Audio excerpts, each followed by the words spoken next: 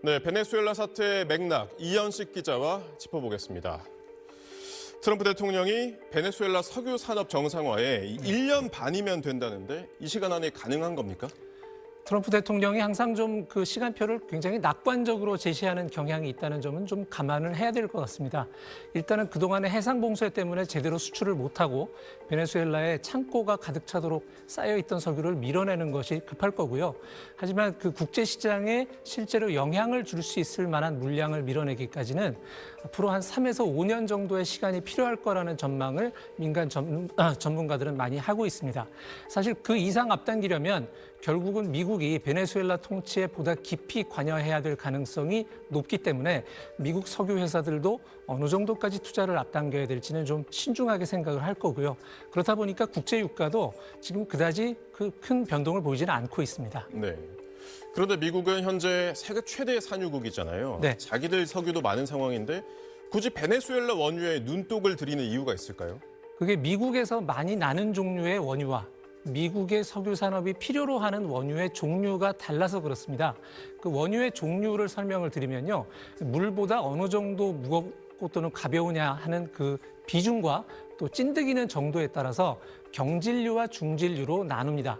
경질류는 비교적 맑고 가벼운 기름이어서 항공유나 휘발유 같은 고급 기름을 뽑기에 좋아서 값이 비싼 편입니다. 또 무거울 중자를 쓰는 중질류는 그 아스팔트 같은 성분 또 황성분 이런 게 많아서 좀 무겁고 찐득합니다. 하지만 정제를 하면 거기서 나프타도 나오고 휘발유 그다음에 무슨 뭐 선박류, 아스팔트 여러 가지 물질이 나오거든요. 그래서 정제를 할 수 있는 기술과 시설이 있다면 정유 회사 입장에서는 마진을 많이 높일 수가 있습니다. 자, 그렇다면 미국이 그 주로 생산하는 원유는 어떤 종류냐를 좀 볼 필요가 있는데요. 미국의 석유 생산량을 보면 경질류가 압도적으로 많습니다. 왜냐하면 2010년대 이후에 셰일 혁명을 통해서 셰일 오일이 많이 생산이 돼서 그래서 미국이 세계 1위 산유국이 됐는데 그 셰일 오일이라는 게 결국은 경질류거든요.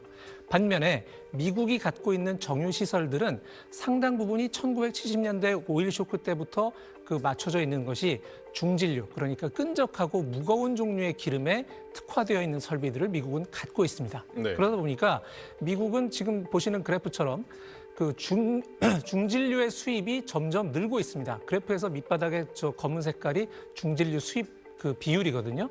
그렇게 해야 자국의 원유 시설을 돌릴 수가 있기 때문에 계속 저런 기름을 많이 필요를 하고 그러다 보니 결국은 중질류를 좀 더 싸게 공급할 수 있는 곳이 필요한 겁니다. 그게 마침 바로 미국 밑에 있는 베네수엘라였던 거죠. 베네수엘라는 세계에서 가장 큰 중질류 매장량을 갖고 있습니다. 네, 그렇군요. 그런데 그동안 이 베네수엘라 원유를 가장 많이 수입한 나라가 중국이었잖아요. 네. 근데 이렇게 되면 중국도 영향을 받게 되나요? 중국은 베네수엘라가 수출하는 원유의 한 80% 이상을 사주는 큰 손이었습니다. 네. 그런데 중국 입장에서 보면 중국은 워낙 그 크게 경제를 운영하고 원유도 많이 쓰다 보니까 중국이 1년에 수입하는 원유의 한 4.5% 안팎 정도가 베네수엘라산이라고 합니다. 예. 그러니까 중국의 사활을 좌지우지할 물량까지는 아닌데 그렇다고 또 아무것도 아니라고 치부할 수도 없습니다. 중국의 그 동해안 쪽에 보면 그 차추전자, 영어로 티팟이라고 해서 중국의 3대 그 국영 석유 회사에 소속이 되지 않은 독립 정유사들이 있습니다. 이들이 주로 베네수엘라의 석유를 갖다가 정제를 하는데 이런 이른바 티팟, 그 독립 정유사들이 정제할 수 있는 능력이 중국 전체 원유 정제 능력의 한 15% 정도가 된다고 해요. 그러니까 이들한테 만약에 원유가 공급이 끊어진다면 그것도 중국 입장에서는 그렇게 간단한 문제는 아니겠죠. 예. 또한 그 중국은 베네수엘라에 돈을 빌려주고 원유로 받는 프로그램을 운영하고 있기 때문에 만약에 그게 끊어져도 중국 입장에서는 그리 달가운 일은 아닐 것이라고 볼 수가 있습니다. 트럼프 대통령은 뭐 중국이든 누구든 베네수엘라 기름을 시장을 통해서 살 수 있도록 하겠다, 공급을 늘릴 것이다 이렇게 얘기를 했거든요. 이 얘기는 뭐냐면 그 그림자 선단 보내서 뒤로 사고 이런 거 하지 말고 예. 미국 기업이 장악을 하고 있는 국제 시장에서 시가로 사가라라는 얘기가 되겠습니다. 그리고 이것은 결국은 글로벌 석유 경제에 있어서 미국의 지배력이 더욱 강해진다라는 의미를 갖는다고 하겠습니다. 네, 오늘 말씀 잘 들었습니다. 미 트럼프 대통령은 미국 시간 6일 밤늦게 SNS를 통해 베네수엘라 임시정부가 고품질 원유 최대 5천만 배럴을 미국에 인도할 것이라며 기쁘다고 밝혔습니다. 또 이 원유는 시장 가격으로 판매될 것이며 판매 대금은 자신의 통제에 따라 베네수엘라와 미국 국민 모두에게 도움이 되게 사용될 것이라고도 했습니다.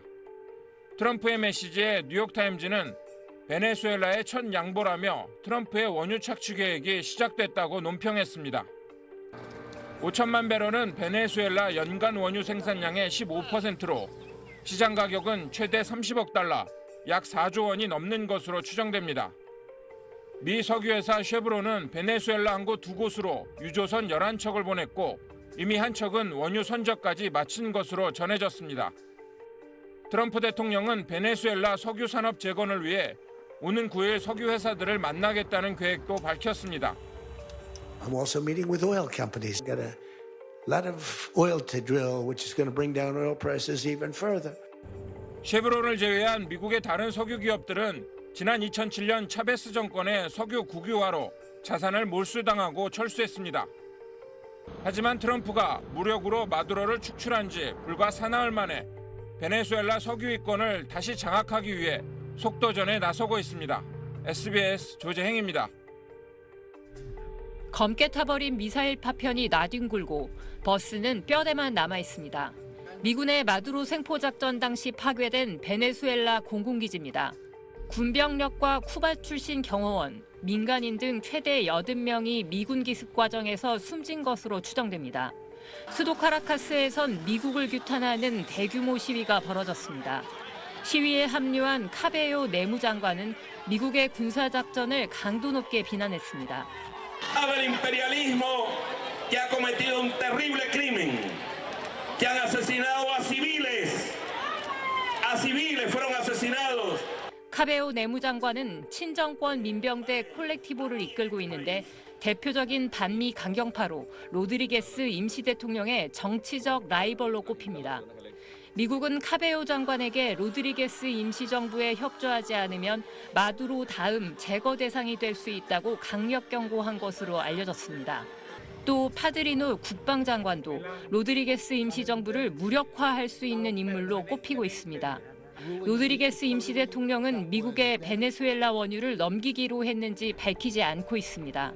미국에 대한 직접 언급을 피한 채 국가 애도 기간을 선포하며 민심을 다독이는 데 주력하고 있습니다.